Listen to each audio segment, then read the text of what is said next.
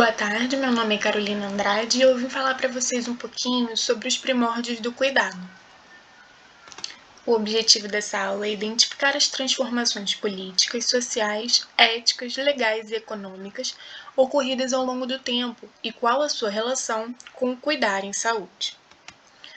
Nós vamos dividir os períodos nessa apresentação em pré-história, de 5 milhões de anos a 4.000 a.C., Idade Antiga, de 4.000 a 476, Idade Média, de 476 a 1543, a Idade Moderna, de 1543 a 1789, e a Idade Contemporânea, de 1789 aos dias atuais. Nosso primeiro período é a pré-história. É um período chamado de Paleolítico ou Idade da Pedra, onde as práticas basicamente se caracterizam por práticas instintivas. Nesse período, as práticas de saúde propriamente ditas, num primeiro estágio dessa civilização, consistiam em ações que garantiam ao homem a manutenção da sua sobrevivência. Esses povos, chamados de primitivos, acreditavam em forças sobrenaturais, mantendo crenças sobre o sol, a chuva, o fogo, o vento, o trovão, relâmpago. Eram espíritos que podiam sentir e agir com finalidades e estavam ligados a expressões de doenças. Nessa época, já começou o desenvolvimento de crenças mítico-religiosas, e os primeiros sacerdotes e feiticeiros que podiam se comunicar com essas forças sobrenaturais passaram a surgir. Já no período neolítico, ou período da pedra polida, o homem descobre como cultivar a terra, domesticar animais e polir ferramentas. Com o advento da agricultura e da criação, a domesticação dos animais, o homem começa a ter contato com rato, mosquito, pulga, piolho, verme. O homem passa a observar que esses animais tendem a aliviar as suas dores e a eliminar infecções lambendo as suas feridas, comendo ervas que têm funções purgativas e eméticas, submergindo determinadas partes do corpo em água, praticando uma espécie de acupuntura, quando eles pressionam as suas feridas em alguns pontos específicos. E eles começam a perceber que as doenças aconteciam também por influência do ambiente, não eram apenas forças sobrenaturais. Acreditam então que a doença é uma predestinação e que nada podia ser feito em relação a elas.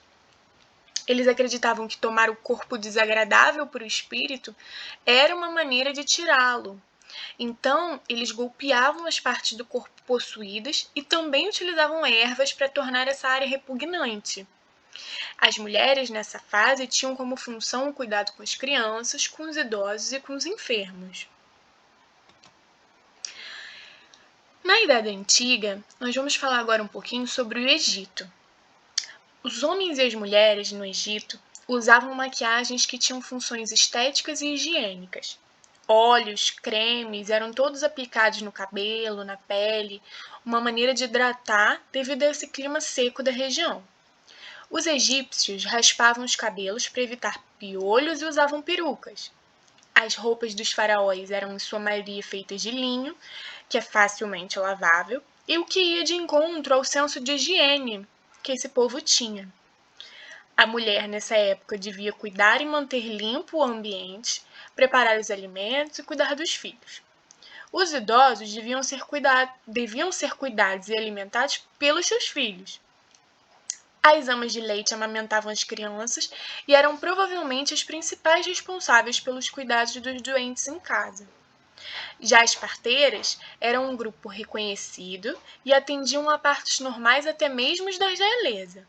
Acreditavam que as doenças tinham causas naturais e sobrenaturais. Algumas substâncias, como o óleo de ricínio, o ácido acetilsalicílico, o própolis para cicatrização e anestésicos já eram reconhecidos nessa época. Documentos descrevem cirurgias delicadas, engessamentos de ossos quebrados e todo o sistema circulatório do corpo humano que já era conhecido pelos egípcios. Percebe-se então que os egípcios tentavam unir os conhecimentos científicos à religião. O papiro médico de Ebers é considerado o mais antigo tratado médico egípcio para os clínicos. Ele cita 700 substâncias e preparos medicamentosos. As mulheres, por exemplo, utilizavam uma mistura de fezes de crocodilo com um tipo de pasta de mel ou carbonato de sódio ou brotos de acácia como método contraceptivo, assim como meios mecânicos como o uso de tecidos para evitar a entrada do sêmen. A retirada do clitóris e a circuncisão eram utilizadas para conter a promiscuidade. Uma grande preocupação dos egípcios era com a vida após a morte, o que fez deles especialistas em mumificação. Retirada cirúrgica de alguns órgãos, uso de ervas aromáticas, resinas e outros conservantes. O corpo de Ramsés III teve suas veias e artérias retiradas, mumificadas e colocadas novamente. A mumificação era feita na técnica de embalsamar e fazer ataduras com linho. Os egípcios conheciam e praticavam o hipnotismo e o controle da mente. Eles estudavam a imaginação e interpretavam os sonhos. Os estudos dos documentos egípcios não falam nada sobre hospitais ou enfermeiros, mas existiam os sacerdotes, os magos e os sacerdotes médicos, além de profissionais que cuidavam dos doentes. Há alguns indícios de que os templos ofereciam alojamento a esses doentes. Eles tinham conhecimento a respeito da preparação de drogas, infusões, soluções para injeção, comprimidos, loções, pomadas e emplastros. Faziam controle sanitário, da higiene do corpo, da comida, das bebidas, das relações sexuais, das roupas, de matadouros e da água. Agora, nós vamos falar um pouquinho sobre a Palestina. Os hebreus eram, em sua maioria, grandes agricultores e pastores. Distinguiram-se de outros povos pela crença em um só Deus. Viam o ser humano como uma unidade corpo, mente e espírito, com uma alma imortal. A doença era um castigo pelos pecados. Acreditavam que o poder da vida estava nas mãos de Jeová, fonte de saúde, cabendo ao homem manter-se puro diante do Senhor. Nos seus livros, há citações que indicam que as amas de leite eram também cuidadoras dos enfermos. As parteiras eram importantes e orientavam os primeiros cuidados com os bebês. Estimulavam o parto de cócoras. E uma das primeiras enfermeiras citadas na história é Débora, em Gênesis capítulo 24. Aparece na história de Rebeca como cuidadora de seus filhos e dos enfermos. A religião e a medicina caminhavam juntas, sendo a saúde pública relegada a sacerdotes e médicos. Moisés, com o auxílio de Jeová, cria a lei mosaica, influenciada pelo Código de Hammurabi, que objetivava criar estratégias para o prolongamento da vida. Falavam sobre métodos de higiene pessoal para a prevenção de doenças, preocupavam-se com a limpeza, o descanso, o sono e o repouso, as horas de trabalho, os cuidados com as mulheres no ciclo menstrual, gravidez e parto. Eles não deixaram tratados médicos, mas no Antigo Testamento apareciam muitas normas de higiene. Eles são ensinados a fazer exames do doente, diagnósticos, isolamento, expurgo, desinfecção e afastamento de objetos contaminados para um lugar inacessível. Em caso de lepra, por exemplo, as pessoas eram isoladas. Outra coisa interessante no tratamento era que eles proibiam a ingestão de sangue. Os animais deviam ser sangrados até a sua carne escurecer, antes de serem cozidos. E os animais abatidos por animais selvagens ou mortos acidentalmente não podiam ser ingeridos. Não era permitido ingerir carne de animais mortos por causas naturais. O cervo não podia ser consumido por ser um animal impuro, entre outras características encontradas no manuscrito. Já na Mesopotâmia, acreditavam que as doenças eram causadas pela ira dos deuses e pelos espíritos malignos. Eles pregavam também a existência de uma hierarquia. Entre os babilônios também encontramos o Código de Hammurabi. O acúmulo de conhecimento entre eles influenciou a sua medicina. O resultado foi a prática mágica a cargo do astrólogo sacerdote que combinava magia, religião e ciência em seus tratamentos. Eles davam importância à dieta, usavam massagens, tinham colírios para conjuntivite, realizavam tamponamento nasal em epistaxes rebeldes, por exemplo. No início da prática da medicina, os doentes eram colocados na rua para que as pessoas que por ela transitavam e que tinham experiência em casos semelhantes dessem a sua contribuição. Ou seja, as pessoas ficavam nas calçadas, doentes, esperando que outras pessoas que tivessem experiência a respeito daquela patologia pudessem uma luz ao que poderia ser feito, ao tratamento, ao próprio diagnóstico. A cirurgia se desenvolveu rapidamente. Eles realizavam tamponamento nasal para hemorragias, extraíam cataratas, realizavam transfusão sanguínea, aplicação de emplastos faciais, nos casos, por exemplo, de erisipela. Houveram relatos também de prática de circuncisão por Abraão. A medicina interna ela permaneceu por muito tempo sob o domínio da magia, praticando a expulsão dos demônios e espíritos malignos por meio do uso de plantas e minerais de sabor repugnante, polvos, enemas, excrementos humanos e de animais. Na história da Babilônia, há a menção do enfermeiro como um profissional independente, com práticas similares às atuais. Era provavelmente um trabalhador doméstico ou um escravo, podendo ser de ambos os sexos, e havia também relatos sobre as amas de leite e as parteiras. Já na Pérsia, nós temos a absorção de conhecimentos de todos os povos conquistados, como os princípios da medicina e da cirurgia. Dário construiu o que podemos acreditar ter sido a primeira escola médica, dando origem a 3 tipos de médicos: os que curavam com plantas, os que curavam com encantos e aqueles que praticavam o exorcismo, não havendo qualquer descrição sobre enfermeiras, apenas descrição de procedimentos médicos. Já na Índia, a medicina surge como um adjunto da mágica. O curador estudava a natureza e usava meios naturais para suas fórmulas. No livro dos Vedas, podiam-se ver fórmulas mágicas para curar doenças e epidemias, além de prescrições higiênicas e religiosas, como pela manhã tomar banho, limpar os dentes, pingar colírio nos olhos, perfumar-se, mudar a roupa, adorar aos deuses. Essa relação entre a doença e o castigo divino era constante. Todas as causas de doenças físicas pertenciam ao domínio das transgressões das normas de condutas sociais. O Tratado Médico de Charaka Samhita é considerado o principal texto da Escola de Medicina Interna ou Clínica Médica. É basicamente uma enciclopédia que foi revisada e reescrita na Índia Antiga mais de uma vez. Ela é composta de 8 livros e é apresentada na forma de um diálogo entre um mestre e um discípulo. Aí vai descrever conhecimentos sobre cirurgias, especialmente aquelas que utilizam retalho de pele, né? Por exemplo, para reconstrução nasal, que até hoje é conhecida como retalho indiano. E esse livro descreve também exame clínico, semelhante ao da medicina grega e ao dos dias de hoje: inspeção, palpação das partes do corpo, ausculta do coração e pulmões.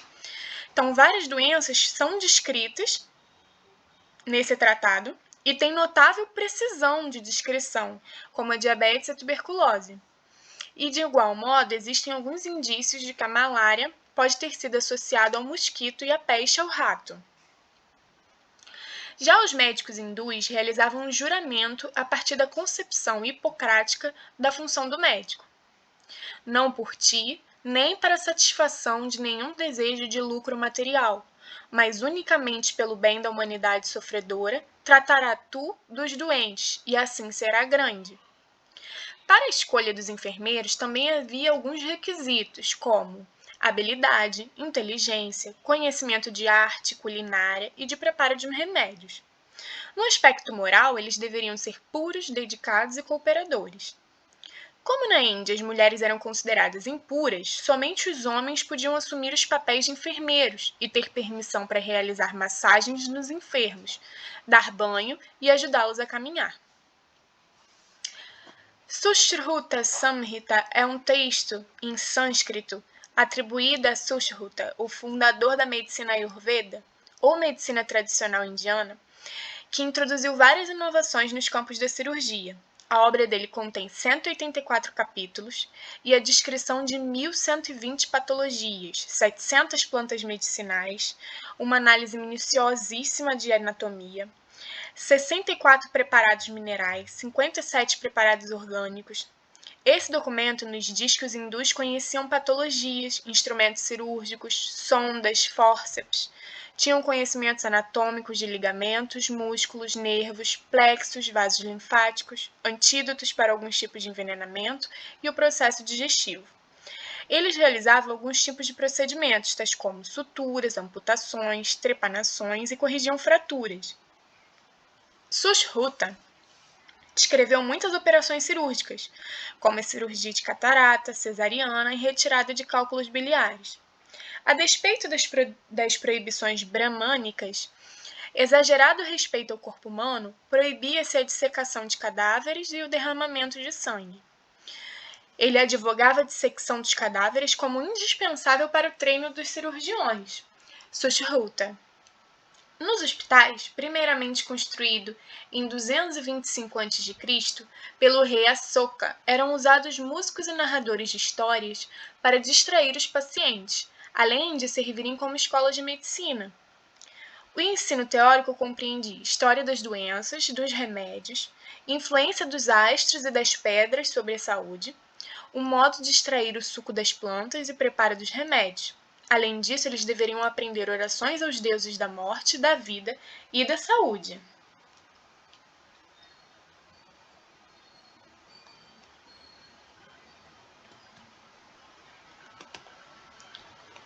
Ayurveda é o termo que vem do sânscrito e significa ciência da vida.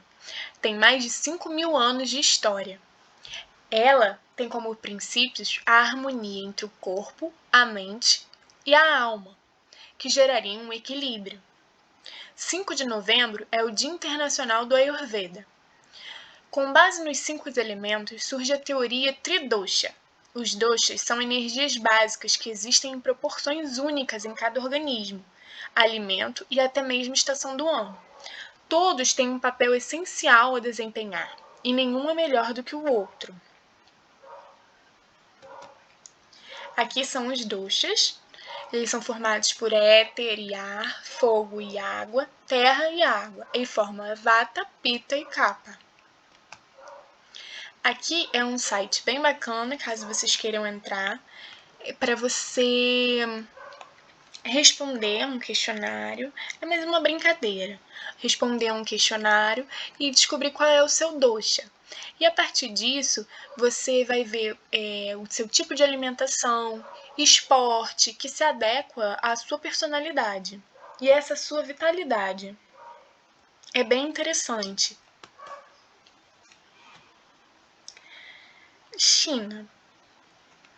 O sistema de tratamento da medicina chinesa fundamenta-se na prevenção e no equilíbrio dinâmico da energia, que é o Qi. O feminino é o Yin e o negativo, o Yang.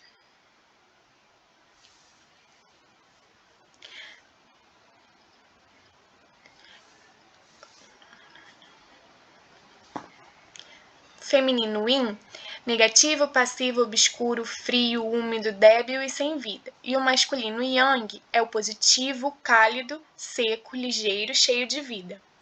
Tanto o homem quanto a mulher são Yin e Yang.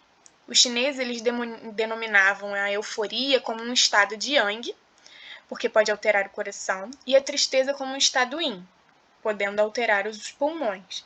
Eles acreditavam na composição do universo por 5 elementos: calor, secura, umidade, frio e ar, trabalhando com um sistema peculiar de órgãos, que não unicamente estrutura, por exemplo, pulmão, mas a totalidade da função pulmão, por exemplo, respiração.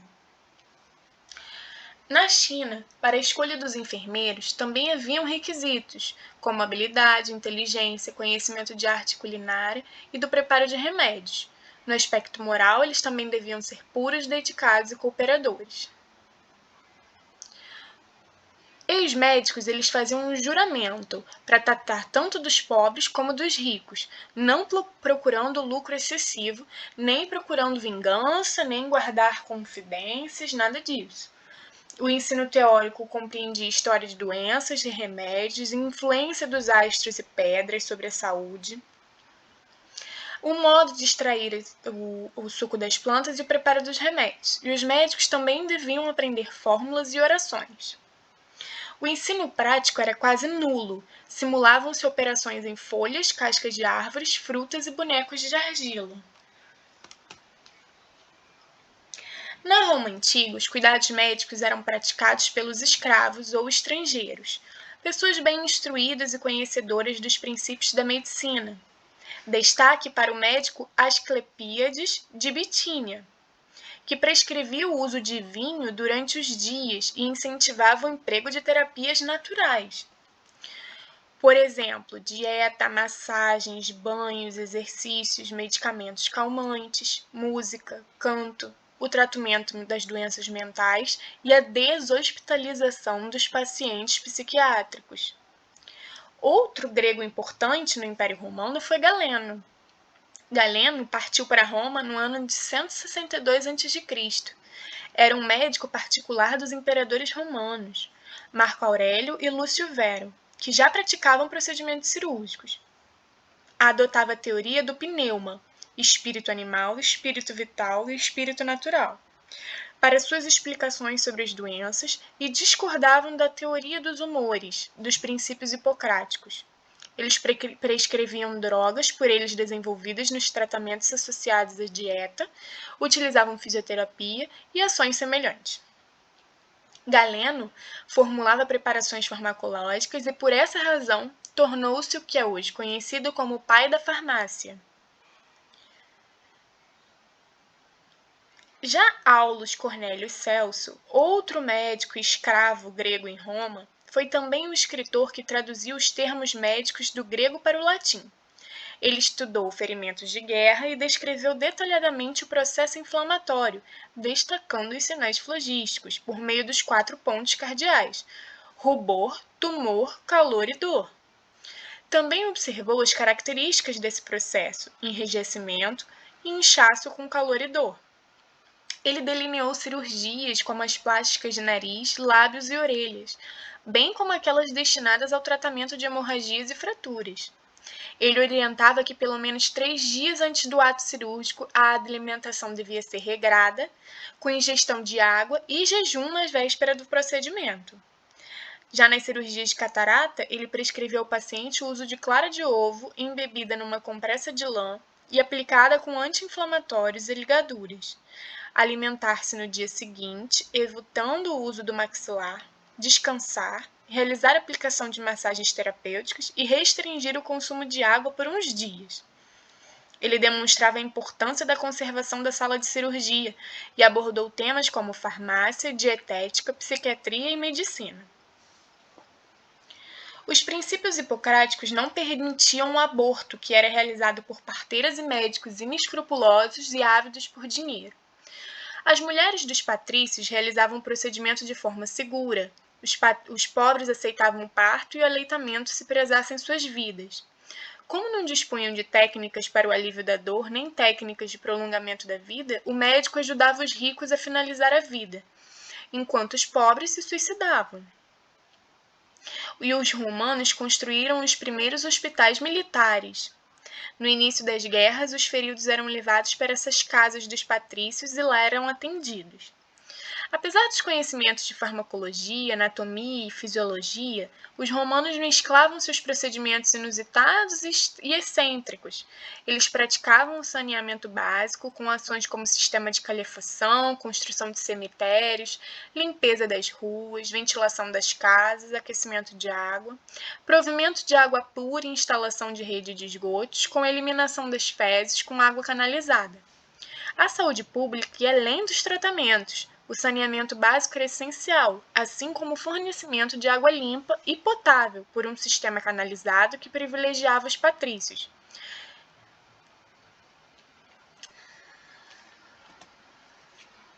Já na Grécia, a higiene era caracterizada pela tomada de banhos em rios, fontes ou banheiras públicas. Eles cuidavam das barbas, dos cabelos, com capricho. Dispensavam cuidados especiais com os mortos. Os epidauros, centro de tratamento com capacidade para 500 pacientes que desfrutavam de cuidados de saúde, de beleza e descanso.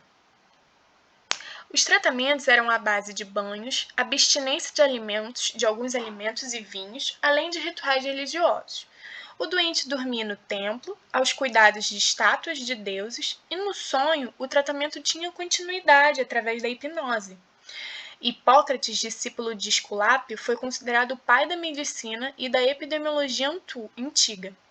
Ele acreditava que a doença vinha de uma interação do homem com o meio ambiente e que o verdadeiro médico encontrava na natureza os remédios para as doenças. Havia na história grega inúmeras referências aos enfermeiros, com indício de que os primeiros foram homens, reservando-se às mulheres zelar pelas crianças, serem amas e realizar partos. As parteiras eram responsáveis por cuidados obstétricos. Os médicos faziam os partos difíceis e que eram anormais. Já nas enfermarias dos templos, cabia às mulheres orar, exceto as sacerdotisas, prostitutas e escravas. Nos escritos de Hipócrates, há citações da existência do assistente do médico, ou seja, do enfermeiro, que auxiliava na aplicação de emplastos, cataplasmas, compressas frias, dietas líquidas e banhos quentes. Nos cardíacos, os enfermeiros cuidavam da alimentação regular do paciente e, em casos renais, da ingestão de grandes quantidades de líquidos. Também se preocupavam com os enxágues bucais, roupas e camas sempre limpas e suaves.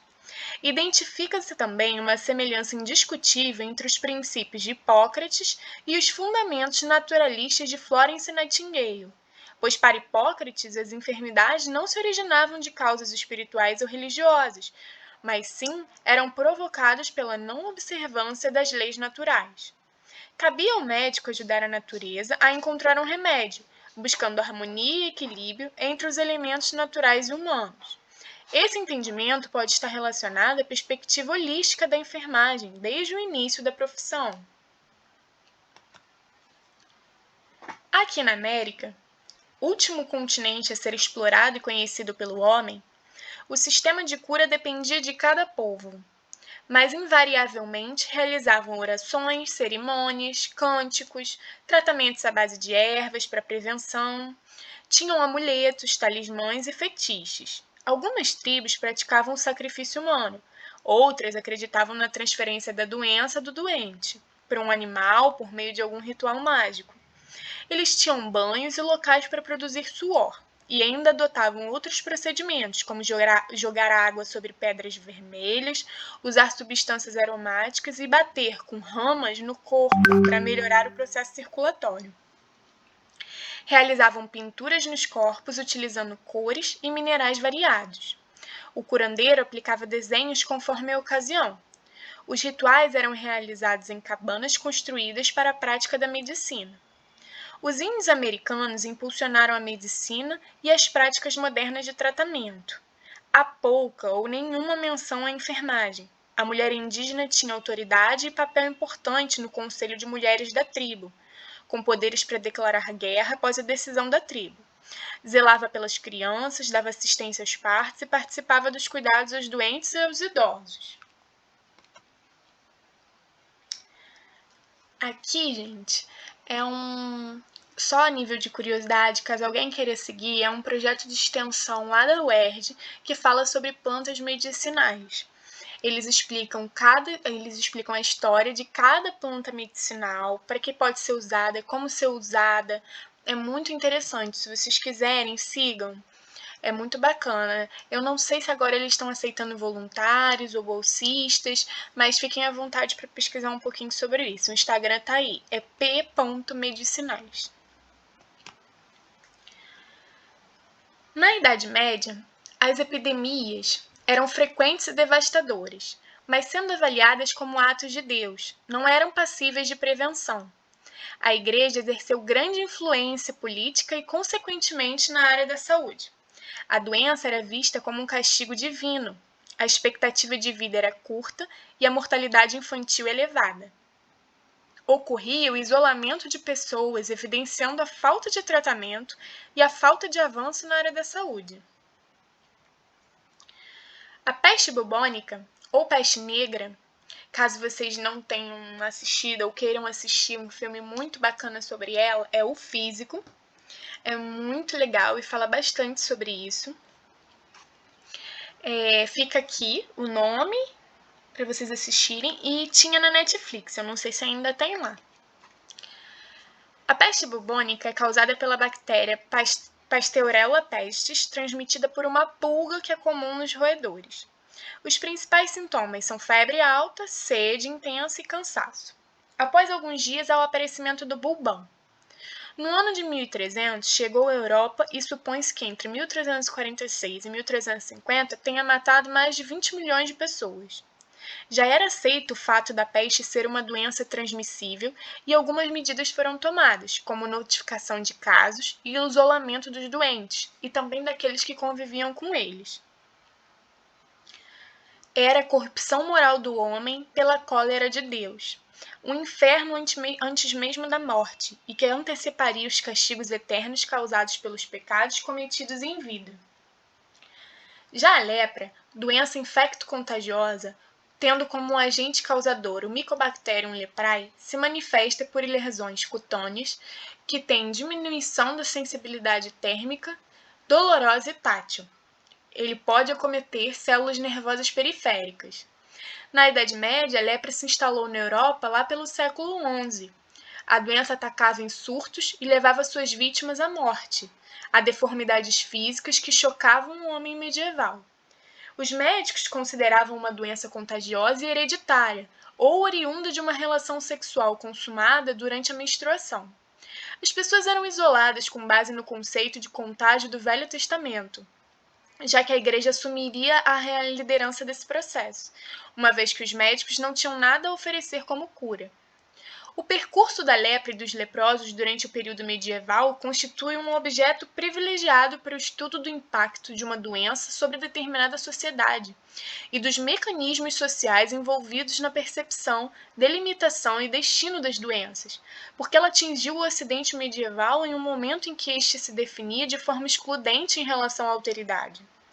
Os dispositivos que a Idade Média criou para superar a desestruturação trazida pelo advento da lepra, excluindo os leprosos do convívio social e encerrando-os em um universo à parte, o qual despertava ao mesmo tempo medo, desconfiança e ódio, tiveram uma enorme aceitação social.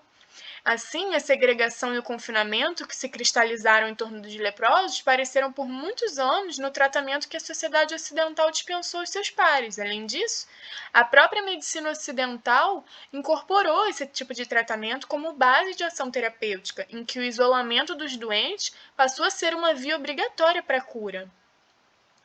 Em quase metade dos tempos medievais, os cuidados de enfermagem foram realizados por pessoas do sexo masculino, uma vez que era considerado impróprio às mulheres cuidarem de um paciente homem que não fosse o seu parente próximo.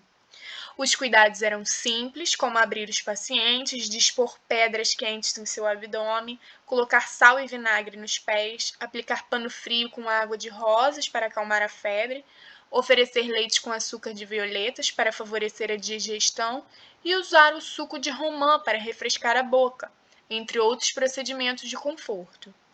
Cuidar do doente e do desamparado é ideal de todos os cristãos. Alguns doam seus bens e se recolhem ao claustro. O cuidado de doentes ocupa então um importante lugar na vida dos monges. Atingiram um alto grau de organização social essas sociedades feudais, e a enfermagem prestada aos doentes era um aspecto dessa organização.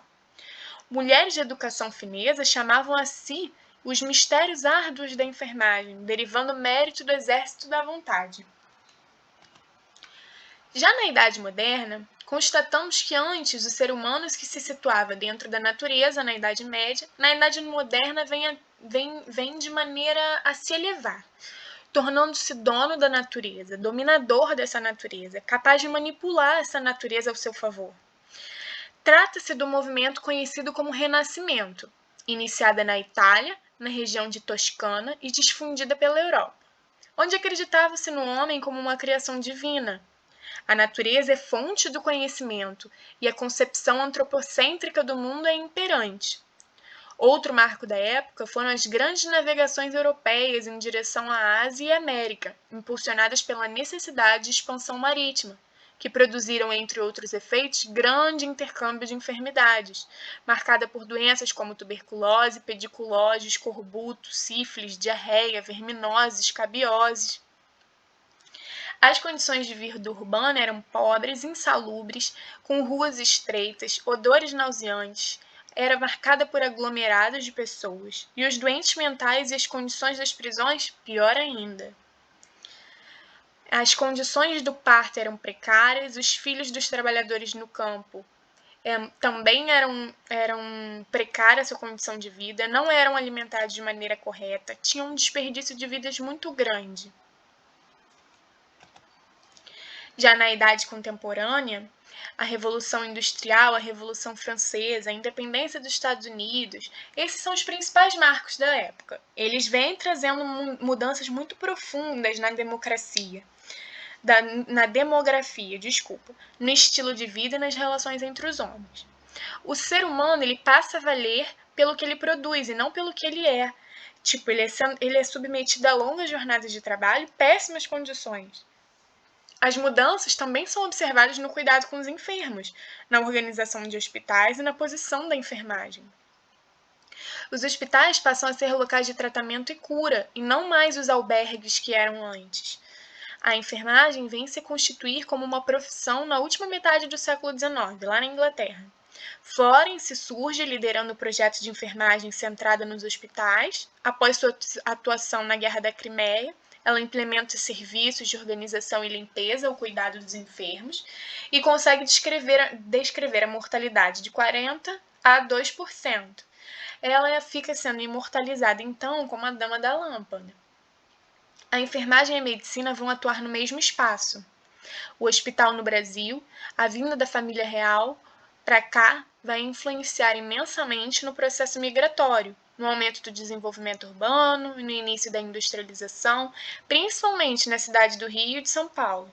Elas vão evidenciar as péssimas condições sanitárias, aparecimento de doenças, como por exemplo a peste bubônica, a varíola e a febre amarela, sendo necessário que médicos e engenheiros se mobilizassem para intervir.